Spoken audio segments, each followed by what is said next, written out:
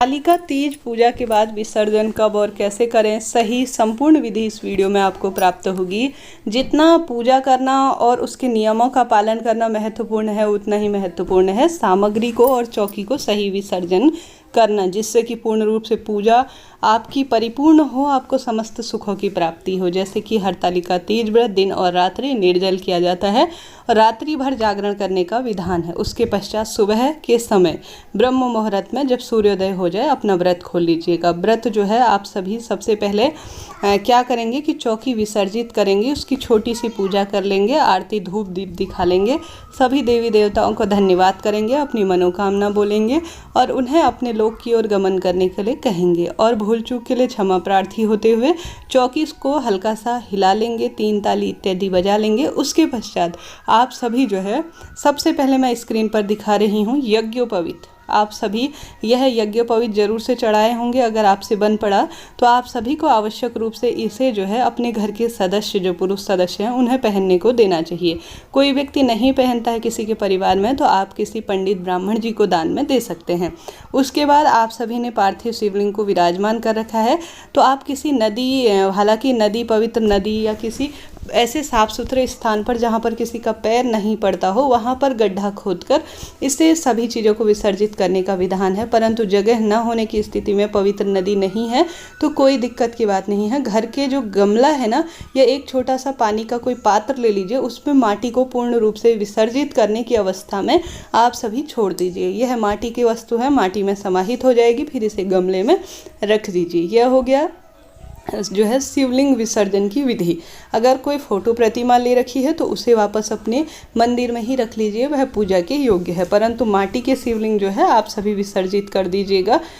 हरतालिका तीज व्रत में रात्रि भर घर में ही जो है शिवलिंग रखे जाते हैं, आप सभी जानते होंगे, क्योंकि उनका विसर्जन विधि विधान से रात्रि पूजन किया जाता है, प्रातः भी कर लिया जाता है। अन्य पूजाओं में जब शिवलिंग पार्थिव रूप से बनाए जाते हैं तो 1-2 घंटे के भीतर ही उन्हें विसर्जित कर दिया जाता है, आप जानते होंगे। अब बारी आती है सुहाग की सामग्री। सुहाग की सामग्री बहुत महत्वपूर्ण है। इस दिन आप सभी को माता रानी से सुहाग लेना चाहिए। सुहाग लेने की यह विधि होती है कि 3 बार आप सभी माता रानी को सिंदूर लगाएं, फिर उसे अपने दुपट्टे या जो साड़ी पहन रखी है उसके आंचल से अपने माथे पर लगा लें और माता रानी से अखंड सौभाग्य का वरदान प्राप्त करें। इसके बाद जो है सुहाग की सामग्री जरूर से चढ़ाएं। इसमें से कुछ वस्तु अपने पास रख लें जो कि माता रानी का प्रसाद है, जैसे कुछ चूड़ियाँ रख ली, बिंदी रख ली कुछ, और उसमें से जो भी सामग्री आपको समझ में बैठे कि मुझे योग्य, मैं इसे जो है काम में ले सकती हूँ अपने उपयोग में, तो उसे रख लीजिएगा। उसके बाद बची हुई सामग्री ब्राह्मण ही को दान में दे दीजिएगा। सुहाग की सामग्री जरूर से इस दिन दान करनी है। एक समय का सूखा भोजन, कुछ दक्षिणा रखकर ब्राह्मण जी को आपको जरूर से भेजना है। साथ ही फूल हो गए और चढ़ी हुई दुर्वा हो गई, और यह सारी चीज़ें जो है आप सभी अपने घर के ही गमले में रख दीजिए। यह जो है धरती पर ही समाहित हो जाएगी। संभव हो तो किसी पवित्र नदी में आप प्रवाहित कर दीजिए, अति सुंदर होगा। न हो पाने की स्थिति में देखिए घर पर भी विसर्जित किया जा सकता है। प्रसाद इत्यादि 1-1.5 घंटे के भीतर ही आप सभी जो है सभी में वितरित कर दीजिएगा। हरतालिका तीज हो या किसी भी पूजा में कहा जाता है 1-2 घंटे के भीतर ही प्रसाद को उठा लेना चाहिए और उसे सभी भक्तजनों को, जो जिसका व्रत नहीं है, उन्हें भोग स्वरूप अर्थात प्रसाद स्वरूप बांट देना चाहिए। बहुत लंबे समय तक मंदिर में प्रसाद नहीं रखना चाहिए, उसमें नकारात्मकता, ऊर्जा इत्यादि अपना घर कर लेती है, ऐसा शास्त्र विधान कहता है। तो इन नियमों के साथ अपनी पूजा करें। बात आती है कलश स्थापना आपने कर रखी है तो उसमें जो समस्त चावल जो आपने हरतालिका तीज में चावल स्थापित कर रखे हैं अष्टदल कमल के रूप में, तो उसे चिड़िया, कबूतर इत्यादि को दे दीजिए। कलश के अंदर का जो जल होगा उसे पूरे घर में घुमा दीजिए अर्थात छिड़क दीजिए। थोड़ा बहुत घर के सभी सदस्य जो है उसे जलपान के रूप में अर्थात आचमन के रूप में भी कर लेंगे। बची हुई धूप बत्ती भी किसी पवित्र नदी में विसर्जित करें या जो है घर के गमले में रख दीजिए। जो कलश के अंदर सुपारी, 1 रुपये का सिक्का और जो आपने वस्तु डाल रखी है उसे एक लाल कपड़े में बांधकर अपनी तिजोरी में रख दीजिए। जीवन में धन धान्य की किसी तरह से कमी नहीं होगी।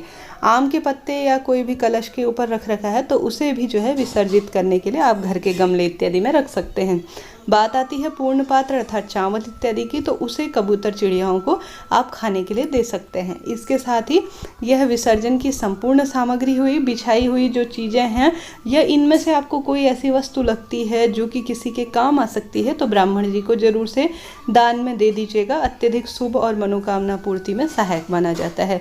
बस इतनी ही सामग्री होती है करीब करीब। अगर आपने इससे अधिक कुछ सामग्री ले रखी है तो कुछ चीज़ें आप प्रयोग में ले सकती हैं, कोई दिक्कत की बात नहीं है, परंतु सभी चीज़ें जो है, जैसे गौ माता कोई खाने योग्य चीज़ है उन्हें दे दीजिए, चिड़िया कबूतर को दे दीजिए, या ब्राह्मण जी को दान में दे दीजिए। आपने बड़े बूढ़े अर्थात सासू माँ को भी सुहाग लगकर, आप पैर लगकर उन्हें सुहाग की सामग्री दे सकती हैं, अलग अगर वह सुहागिन है।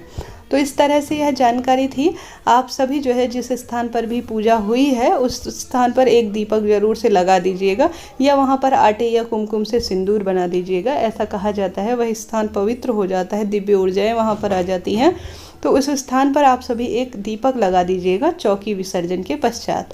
इस तरह से यह शुद्ध और सभी चीज़ों को मैंने आपको बताने का प्रयत्न किया जो सही हैं और नियमबद्ध तरीके से हैं। आप सभी के लिए वीडियो उचित उपयोगी रही हो तो कृपया लाइक करें, शेयर करें, सब्सक्राइब करें। कहीं भी कुछ मन में दुविधा रह जाए तो तुरंत पूछ लीजिएगा।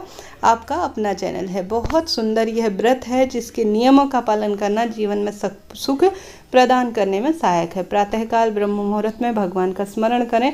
आप सभी जो है आज रात्रि प्रभु का ध्यान करते हुए पूरा दिन निकालें, और चाय पानी इत्यादि जो है इसमें नहीं लिया जाता। बहुत स्थिति खराब है तो पशु की अवस्था में आप जो है चाय या जो पानी इत्यादि जो है बिल्कुल आपसे रहा नहीं जा रहा है, स्थिति खराब है। कई भक्तजन बीपी इत्यादि से भी परेशान रहते हैं, कुछ दुख बीमारी भी होती है।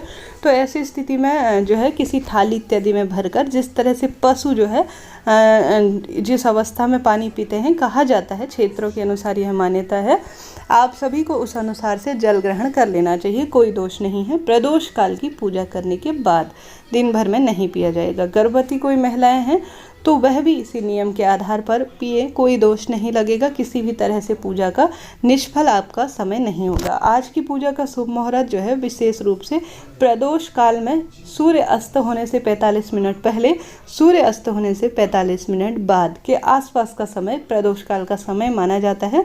इस समय अपनी पूजा को आरंभ करें। इससे पहले ही चैनल पर वीडियो अपलोड हो चुका है। पूजा विधि कैसे करें, सुहाग लेने की विधि क्या होती है, कथा कैसे पढ़नी है, सभी चीज़ों की वीडियो चैनल पर आ चुकी है। कृपया उन वीडियो को भी जरूर से देखिए। आज जितना संभव हो भगवान के ध्यान स्मरण में, मंत्र जाप में, प्रभु स्मरण करते हुए दीप दान में भी अपना समय व्यतीत करें, काफ़ी शुभ फलों की प्राप्ति होगी। इस तरह से यह जानकारी थी। ध्यान रखिए विसर्जन में कोई भी चीज़ अपने पैरों में ना आने पाए। कहीं पर विसर्जन कर रहे हैं या विसर्जन के लिए ले जा रहे हैं तो इस बात का ध्यान रखें, इसका दोष कहा गया है। कोई भी फूल फल, कोई भी वस्तु, चावल इत्यादि भी पैरों से स्पर्श न हो, इस बात का ध्यान रखते हुए अपने विसर्जन को संपन्न करें। हर हर महादेव, जय माता दी, राधे राधे।